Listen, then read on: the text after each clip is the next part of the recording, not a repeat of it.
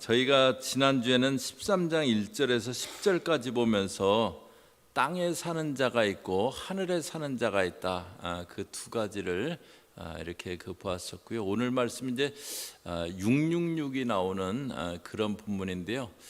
제가 이제 계시록을 이렇게 많이 다루진 않았고 저희 아주 전에 특세할 때 저희 계시록 2장 3장 7교회를 했던 적이 있고요.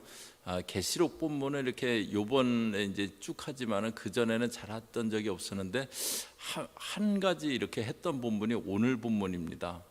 그 베리칩이 666이다. 그 주장이 막 있었을 때 그때 이제 저희 교우들도 좀 혼란스러워하고 그러던 그 시기였는데 그때 저희가 금요 예배 때 뭘 했었냐면은 기독교 교리라는 주제를 갖고 쭉 이렇게 금요일 날 말씀을 봤습니다. 뭐 기독론, 신론, 성경론, 구원론, 교회론, 이런 것들 쭉 보면서 그 중에 이제 마침 종말론을 할 때여 갖고 그래서 오늘 본문을 갖고 이제 666에 대해서 베리칩에 대해서 좀 그때 말씀을 나눴던 적이 있는데요.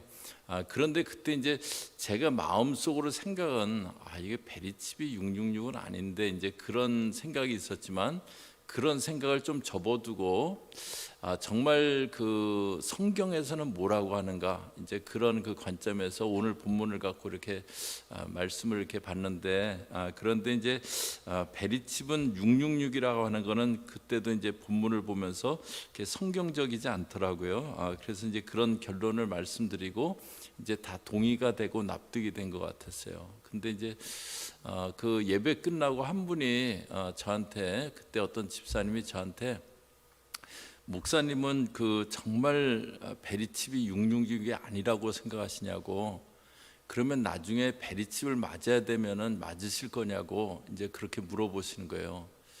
근데 이제 저는 그분이 베리칩이 666이라고 그렇게 강하게 생각하는 분인지 몰랐어요. 그렇게 강하게 생각하는 분을 막 뭐에 꽂혔다 그러잖아요. 베리칩이 666이다 그거에 막 확 꽂히셨던 분인데 저는 그것까지는 모르고 그냥 이렇게 말씀을 듣고 좀 더 이렇게 질문하고 싶어서 묻는 줄 알고 제가 오늘 계시록을 이렇게 쭉 본 바로는 베리칩이 666 아니다. 그리고 그런 관점에서 의학적으로 이렇게 맞아야 된다면 특별히 부작용이 있다고 그러지 않는 한 좀 맞을 것 같다고 이제 그렇게 답변을 드렸는데요. 그날 이후로 금요 예배 이후로 교회를 떠나셨습니다. 예, 그래갖고 이제 그런 경우는 교회에서 참 드물었던 것 같아요. 말씀에 동의가 안 돼서 교리적으로 이렇게 동의가 안 돼서 이렇게 떠나신 경우는 거의 유일하신 경우가 아니었을까 이제 그 생각되는데 그래갖고 오늘 이제 바로 그 본문을 하기 때문에 오늘은 시험 드는 분 안 계셔야 되는데 그런 마음으로 같이 보려고 합니다. 저희 먼저는 이제 저희가 12장부터 14장까지 지금 보고 있는 그 내용은 12장 전에 인재앙 또 나팔재앙이 나오고 이제 마지막으로 이제 대접재앙이 나오는데 그 사이에 있는 삽입 부분이라는 그것을 봤습니다. 그런데 여기 이제 이 부분이 쓰여 있는 아주 중요한 이유는 이 당시 성도들은 우리는 진리 대신 예수님을 믿는 건데 그런데 왜 이렇게까지 핍박을 받아야 되나 마음속에 좀 약간 의문을 품고 있을 그런 성도들도 많았을 겁니다. 그런 성도들에게 이제 영적 전쟁에 대해서 알려주는 거예요. 12장에서는 옛뱀 곧 마귀라고도 하고도 사단이라고 하는 큰 용이 하늘에서 내어 쫓겼다. 그런 용의 존재에 대해서 말해 주었고요. 그리고 13장도 우리가 왜 이렇게 핍박을 받아야 되나 그런 의문을 갖고 있는 성도들에게 답변을 주고 있는 내용이다. 그것을 배경으로 이제 접근을 해야 됩니다. 그래서 이제 11절부터 다시 보시면요. 내가 보매 또 다른 짐승이 땅에서 올라오니 어린 양같이 두 뿔이 있고 용처럼 말을 하더라. 또 다른 짐승이 이번엔 땅에서 올라왔다고 합니다. 지난주에는 바다에서 올라온 짐승이 있었는데요. 그 바다에서 올라온 짐승은 용에게서 권세를 받은 적그리스도입니다. 그런데 이제 오늘은 땅에서 올라온 짐승이 나오는데요. 용과 적그리스도인 바다에서 올라온 짐승과 땅에서 올라온 짐승, 용이 있고 또 바다에서 올라온 그 짐승이 있고 또 그 땅에서 올라온 짐승이 있고 그렇게 있는데요. 땅에서 올라온 짐승이 하는 일이 있습니다. 12절에 보시면요, 그가 먼저 나온 짐승의 모든 권세를 그 앞에서 행하고 땅과 땅에 사는 자들을 처음 짐승에게 경배하게 하니 곧 죽게 되었던 상처가 나은 자니라. 바다에서 나온 그 지난주에 봤던 그 짐승은 죽게 되었다가 살아났다고 했는데요. 그런데 그 짐승을 경배하게 하는 것, 그것이 이제 오늘 나오는 땅에서 나온 짐승이 하는 일입니다. 적그리스도를 막 알리고 경배하게 하는 적그리스도의 선지자 같은 그런 존재가 이제 오늘 나오는 그 짐승입니다. 하나님이 성부, 성자, 성령으로 존재하시잖아요. 그런데 사단도 사단하고 적그리스도하고 또 그 적그리스도를 알리는 그 선지자, 적그리스도의 선지자, 이 형태로 이제 존재를 하는 겁니다. 사단은 하나님 영광을 받고 싶어 했기 때문에요, 무엇이든지 하나님을 이렇게 흉내내고 모방하고 이제 그럽니다. 그래서 이제 자기도 일종의 삼위 형태로 이제 구조를 만듭니다. 그런데 이 짐승의 특징이 있는데요, 어린 양 같이 두 뿔이 있었다고 합니다. 바다에서 나온 지난주에서 본 짐승은 힘의 논리를 갖고 움직였어요. 그래서 성도들을 핍박했습니다. 그런데 여기 땅에서 나온 짐승은 어린 양 같이 뭐 아무 해도 가지 않을 것 같은 그런 모습으로 등장합니다. 또 13절에 보면요, 큰 이적을 행하되 심지어 사람들 앞에서 불이 하늘로부터 땅에 내려오게 하고 큰 이적을 행했다고 합니다. 그러니까 아주 매력적인 모습의 존재입니다. 사람이 성격도 좋은데 능력도 있어요. 그럼 참 이렇게 참 좋아 보이잖아요. 그런데 여기 이제 땅에서 나온 짐승은 모습은 어린 양 같은데 이적도 행하는 굉장히 매력적인 존재로 등장합니다. 그래서 이제 14절에 짐승 앞에서 받은 바 이적을 행함으로 땅에 거하는 자들을 미혹하며 땅에 거하는 자들에게 이르기를 칼에 상하였다가 살아나는 짐승을 위하여 우상을 만들라 하더라. 땅에 있는 자들을 미혹합니다. 첫 번째 짐승은 힘의 논리였고요. 그래서 핍박했고요. 두 번째 짐승은 미혹을 합니다. 그래서 우상을 만들라고 그럽니다. 그리고 15절에 그가 권세를 받아 그 짐승의 우상에게 생기를 주어 그 짐승의 우상으로 말하게 하고 또 짐승의 우상에게 경배하지 아니하는 자는 몇이든지 다 죽이게 하더라. 짐승의 우상에게 경배하지 않으면 다 죽이게 한다고 그럽니다. 이것이 이제 이단이죠. 처음하고 나중에 너무 다른 겁니다. 처음에는 아주 매력적인 모습으로 등장했는데요, 그런데 이제 나중에 본색을 드러낸 거예요. 그래서 짐승의 우상을 만들고는 경배하지 않으면 다 죽이게 그렇게 합니다. 매력적인 존재였는데 공포스러운 존재로 그렇게 바뀌는 겁니다. 처음과 나중에 다른 게 이제 짐승의 특징이고요. 그리고 이게 사단의 특징입니다. 사단은 이제 처음에 늘 달콤하게 그렇게 접근합니다. 그러다 나중에 가면 인간들을 고통과 멸망으로 몰아갑니다. 그렇게 이제 우상을 만들고 경배하게 하고요. 그 다음에 이제 표를 받게 합니다. 16절에 그가 모든 자 곧 작은 자나 큰 자나 부자나 가난한 자나 자유인이나 종들에게 그 오른손에나 이마에 표를 받게 하고, 작은 자나 큰 자나 부자나 가난한 자나 자유인이나 종들이나, 이것은 모든 사람을 얘기할 때 그때 이제 서로를 대비해서 이렇게 그 얘기하면서 모든 사람, 그러니까 이 표를 받는 거는 뭐 어느 한 지역에 국한된 것이 아니고 온 세계적인 전 세계적인 그런 일이라는 것을 말해줍니다. 그래서 뭐 단일 정부 이제 그런 게 얘기가 되죠. 또 뭐 단일 종교 그런 그 이야기도 나오게 됩니다. 그러면서 이제 17절에 누구든지 이 표를 가진 자 외에는 매매를 못하게 하니 이 표는 곧 짐승의 이름이나 그 짐승의 그 이름의 수라. 이 표를 가진 자는 매매를 못하게 한다고 그럽니다. 그 로마는 어떤 나라들을 이제 정복을 하고 그 나라의 그 원래 섬기던 종교를 섬길 수 있게 허락을 했어요. 그런데 황제들이 이제 자기들을 그 주라고 그렇게 하면서부터 그때부터는 1년에 한 번 황제는 주님이시다, 그거를 이렇게 고백을 하게 합니다. 그리고 이제 그 고백을 한 사람에게 그 고백을 했다는 증명서를 주었대요. 그리고 이 증명서가 있어야지 어떤 경제적인 활동을 할 수 있게 한 겁니다. 그러니까 그 고백을 하지 않는 그리스도인들은 막 절대적인 어려움 가운데 그 경제 활동을 못하고 자기가 이렇게 생계를 유지할 수 있는 일을 할 수 없으니까 아주 절대적인 어려움 가운데 있게 되는 거죠. 매매를 못하게 한다고 이제 그럽니다. 그 제가 지난 9월에 이제 쿠바에 갔을 때 그때 이제 그 수목금 집회하고 저는 주일 예배 인도하려고 이제 토요일 날 이제 그 원래 일정은 이제 혼자 이제 돌아오는 거였어요. 그래서 그 공항에서 이제 그 이렇게 그 혼자 이렇게 그 LA로 돌아오게 그렇게 되는데, 쿠바 공항에 이제 검색대를 통과해서 들어갔는데요. 그런데 이제 목이 굉장히 말라갖고 물을 좀 사 먹으려고 그래갖고 그 가갖고 이제 물을 살려고 했더니 달러를 냈더니 안 받더라고요. 그 쿠바 돈이나 유로를 내야 된대요. 그래서 난 환전을 안 했다고, 저는 뭐 바로 그 집회 끝나고 올 거기 때문에 환전을 안 했거든요. 그래갖고 나 그 돈이 없다고 이걸로 좀 살 수 없냐 그랬더니 그 달러를 안 받는 공항은 처음이었던 것 같아요. 그래갖고 안 받는데요. 그 가서 바꿔 오든지 그러래요. 그래서 한번 돌아다녀봐도 환전상이 없어요. 그리고 하여튼 돈을 바꿀 데가 없어요. 뭐 워터 파운틴도 없고. 근데 또 쿠바 공항은 들어갈 때 LA 공항처럼 시간이 많이 걸리지가 않아요. 그냥 쑥 들어가는 거예요.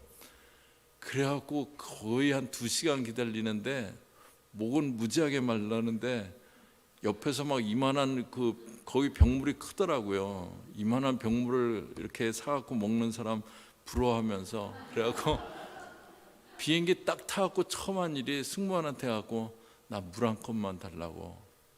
근데 이제 그게 뭐 한 2시간 그랬는데요. 만약에 저희가 살아가면서 매매를 못한다, 그게 굉장히 심각한 그런 그 문제잖아요. 그런데 이제 짐승의 표가 없으면 매매를 할 수 없다고 합니다. 그런데 그 표가 있어야지 매매가 가능한 그 짐승의 표는 짐승의 이름이나 그 이름의 수라 그래요. 그 짐승의 표가 뭐냐면 짐승의 이름이나 이름의 수라고 합니다. 그러니까 이름이나 그 숫자가 이제 같은 그 관계라는 거예요. 같은 관계라는, 동격 관계라는 겁니다. 짐승의 표를 이름으로 얘기해도 되고 숫자로 얘기해도 된다는 거예요. 성경을 쓴 이제 헬라어나 히브리 알파벳은 각 철자가 이제 숫자를 갖게 됩니다. 그래서 이제 그 알파벳에 해당하는 숫자를 더한 결과를 이름 대신 숫자로 이제 이름을 이렇게 표현할 수도 있고, 그걸 이제 게마트리아라고 이제 그 부르는데요. 그래서 폼페이의 어느 벽에는 이제 그런 뭐 낙서 비슷한 글이 있었대요. 나는 그 이름이 545인 그녀를 사랑한다. 뭐 그런 낙서 같은 글이 있었대요.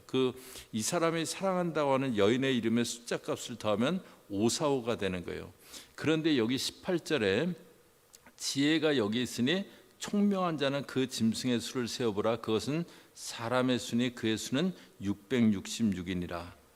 1세기 때 그리스도인들을 박해하던 네로의 그 이름값을 이 게마트리아로 환산하면 그 이름값을 더하면 숫자로 더하면 666이 된답니다. 그러니까 666이라는 것은 어떤 표를 얘기하는 게 아니고요.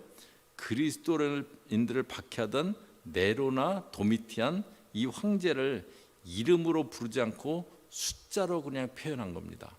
여기서 짐승의 그 수를 세보라고, 그것은 사람의 수인데 666이라고.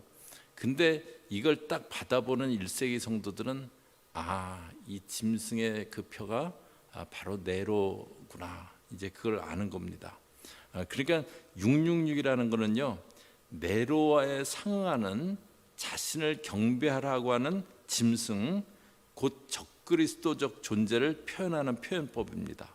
뭐 네로나 도미티안 이제 그런 대상들, 그리고 그 대상들에게 경배하는 것이 짐승의 표를 받는 겁니다. 그런데 이마나 또 오른손의 표를 받게 했다고 합니다. 신명기서 11장 18절이요. 저희 앞에 보시면서 같이 읽습니다. 시작. 이러므로 너희는 나의 이마를 너희의 마음과 뜻에 두고 또 그것을 너희의 손목에 메어 기호를 메고 너희 미간에 붙여 표를 삼으며. 하나님이 자기 말씀을 너희 마음과 뜻에 두고 또 손목과 미간에 붙이라고. 미간은 이제 눈썹 사이 이마를 말하는 거죠. 이곳은 하나님이 자신의 말씀을 붙이라고, 그래서 표를 삼으라고 한 것이에요. 그런데 하나님의 말씀으로 표를 삼아야 될 곳에 그 짐승의 표를 대신 갖고 있는 겁니다. 그러니까 하나님을 경배해야 되는 대신 짐승을 경배하는 그 모습을 보여주는 겁니다. 여기서 이제 짐승의 표를 받는다는 것은 짐승을 경배하게 되는 거죠. 그래서 이제 성도들이 이제 준비해야 될 게 있는데요. 지난주 말씀에서 저희 그 10절에서 사로잡힐 자는 사로잡혀가고 칼에 죽을 자는 마땅히 칼에 죽고, 요한 사도가 아주 덤덤하게 그렇게 얘기하면서, 그런데 성도들의 인내와 믿음이 여기 있다고 합니다. 사로잡히고 죽임당하고 그게 엄청난 일이잖아요. 그런데 믿음 있는 자에게는 그게 그렇게 엄청난 대단한 일이 아니라고 요한 사도가 덤덤하게 얘기해 주는 겁니다. 그러니까 성도가 준비해야 될 것은 믿음입니다. 저희 히브리서 금요일날 볼 때 기억하시죠? 우리가 구원을 잃어버리지 않지만, 그러나 구원을 잃어버리는 한 가지 경우가 있다. 우리가 예수님을 부인하고 배교할 때 그때 구원을 잃어버린다. 그래서 히브리서에서 배교하지 말 것에 대해서 그렇게 얘기했잖아요. 그 배교하지 않을 믿음의 준비를 하는 겁니다. 매매를 하지 못하는 상황이 되고 삶의 절대적인 위협을 받는 상황이 돼요. 그래도 주님을 부인하지 않을 그 믿음의 준비를 해나가는 겁니다. 그 다음에 이제 18절에 다시 한번 보시면요, 지혜가 여기 있으니 총명한 자는 그 짐승의 수를 세어보라. 지혜, 여기서 지혜라고 그러면서, 그러니까 그 짐승의 수를 세는데 지혜가 있어야 되고, 또 총명이라는 것은 understanding, 그 이해 분별력, 그런 뜻입니다. 그러니까는 그 오늘 본문을 이해하는데, 지금 이제 요한의 편지를 받는 성도들이 우리 왜 이렇게 예수를 믿는데 핍박을 받아야 되나, 그 궁금증이 있다는 걸 전제해야 된다는 거 말씀드렸는데요. 그들에게 그냥 너희가 이렇게 한번 이렇게 잘 지혜 갖고 잘 들어봐, 분별해봐. 짐승의 수가 있어 666이야. 그러니까 그들에게 네로가 또 황제들이 짐승의 표를 받게 하고 있는 거고, 그들의 배후에는 짐승이 역사하고 있다. 지금 그걸 알려주는 겁니다. 지금 너희가 그렇게 핍박받고 있는데 그 배후에는 짐승이 있고, 그 다음에 그런 네로나 도미티안이나 그들을 통해서 그런 일을 하고 있는 거다. 그런 악한 영적 세력이 배후에 있다는 걸 알려주고 있는 겁니다.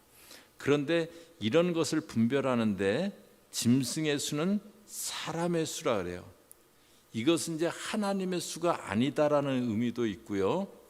그런데 사람의 수라는 것은 이해하기가 그렇게 어려운 일이 아니라는 것을, 그런 숫자가 아니라는 것을 말합니다. 666이 굉장히 상징적이고 영적이고 그런 숫자가 아니라고 말해줍니다. 짐승의 수를 깨닫기 위해서 지혜와 이해력이 있어야 되지만, 그게 그 숫자가 풀기에 엄청나게 어려운 아주 비밀스러운 그런 것이 아님을 말해줘요. 그냥 사람이 보통 이해할 수 있는 사람의 수라고 말해줍니다. 그런데 이제 이게 이해가 안 되는 때가 있습니다. 저희가 분별력이 없어지면은 이해가 안 되는 거예요. 그리고 미혹에 빠진다든지 아니면 세상점에 취해 있다든지, 그러면 분별력이 이제 없어지게 되는 거죠. 저희 나라가 일제치하했을 때 기독교가 신사참배를 결의하고 또 신사참배를 했었습니다. 그때 신사참배를 결의한 교단 지도자들의 설명이 신사참배는 우상숭배가 아니다. 그냥 우리는 황국의 시민이고 황국의 시민이 갖춰야 될 예의다라고 그렇게 설명을 했어요. 그런 설명을 바탕으로 신사참배를 결의하고 다가서 신사참배를 했습니다. 그런데 그 말은 이제 조금만 분별력이 있어도 이건 잘못된 말이다, 그걸 알게 돼요. 신사는 신을 모신 곳이에요. 거기 가서 절을 하자고 하는 거예요. 그런데 그거는 우상숭배가 아니고 예의다. 이건 진짜 말도 안 되는 얘기다. 조그만 분별이 있어도 알 수 있는 일이었어요. 그래서 신사참배를 결사반대하다가 뭐 주기철 목사님 그런 분들은 순교하시고 그러셨죠. 그런데 그 분별력이 없었기에 많은 성도들도 같이 신사참배를 했습니다. 그래서 말세는 저희에게 분별력이 있어야 돼요. 미혹되지 않고 또 세상짬에 취해 있지 않고, 그래서 분별력이 있어야 됩니다. 그동안에 666이 바코드다, 크레딧 카드다, 베리칩이다, 여러 주장이 있었습니다. 그래갖고 뭐 크레딧 카드 쓰면은 안 된다, 앞으로 그거 없으면 매매 못 하니까 그거 쓰면 안 된다, 막 이제 그러던 적도 있었고, 베리칩 받아야 된다, 막 그때 뭐 한 10년 11년 뭐 그 정도 전이죠. 그때 막 어떤 분도 막 그 CD를 막 이만한 걸 저를 갖다 주면서 목사님 이거 꼭 들어보셔야 된다, 막 그래갖고 또 줬는데 안 들을 수도 없고 막 그래갖고선 그거 막 듣느라고 막 하여튼 그런 그 시대가 있었어요. 그런데 이제 그런 건 이제 지금도 막 베리칩이 666이다, 지금 그거 뭐 아무도 얘기 안 하잖아요. 그 앞으로 이제 짐승의 표 그 666이 어떤 형태로 올지, 그래서 저희가 딱 특정해서 이렇게 얘기하고, 그거는 참 이렇게 위험한 일입니다. 어떤 형태로 올지 잘 모릅니다. 그런데 666에서 분명한 거는요, 이거 혹시 666 아니야? 그런 형태로는 오지 않습니다. 이것은 분명하게 짐승에게 배교하는 거다.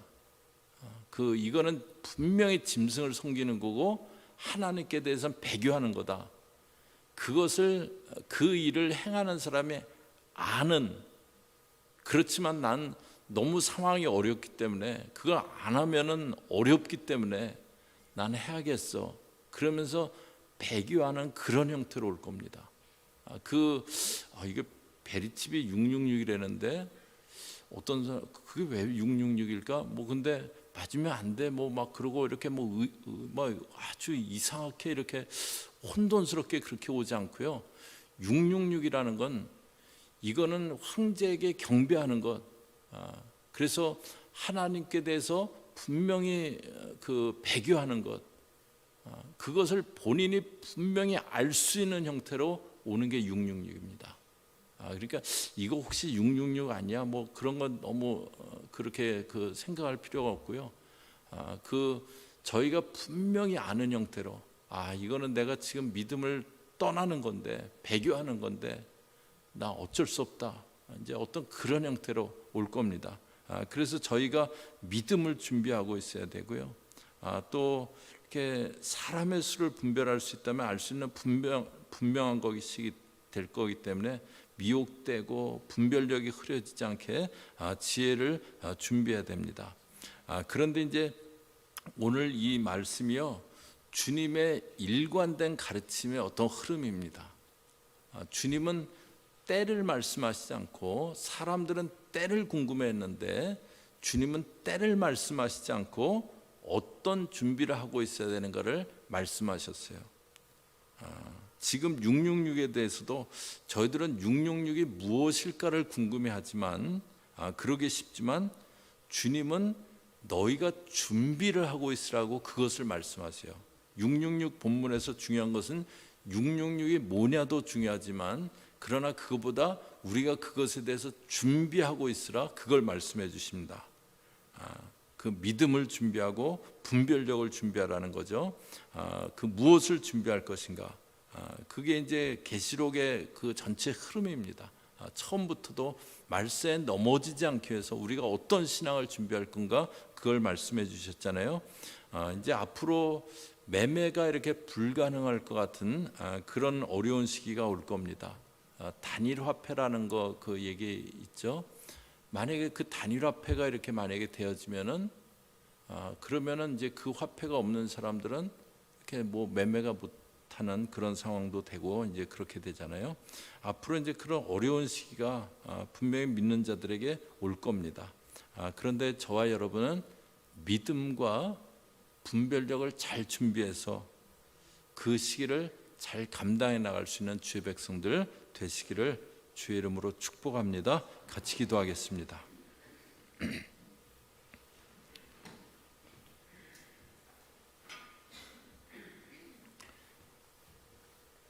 하나님,